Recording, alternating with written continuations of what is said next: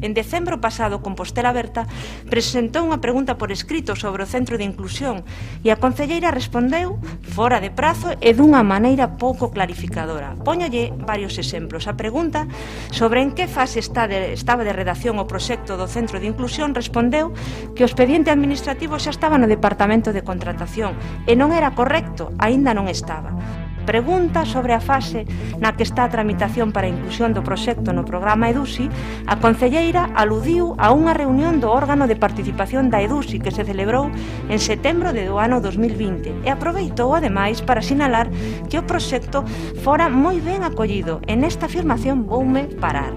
É moi grave que a concelleira minta. É máis grave aínda que minta sobre as afirmacións de terceiros.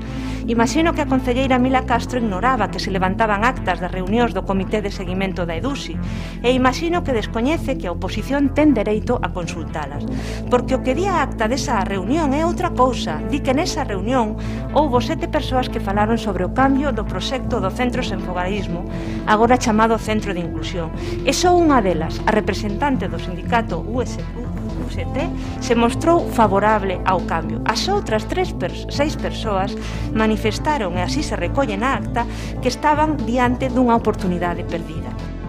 Vostede desbota a opinión experta das entidades coas que se acompañou a ese proxecto no seu momento por parte de Compostela Aberta e vostede se arroga a decisión única e exclusiva de decidir que é o mellor para as persoas sen fogar. Díganos dunha vez, o problema é o proxecto ou o problema é que vostede e este goberno socialista entende que non se pode investir 1 millón de euros de fondos públicos nas persoas sen fogar?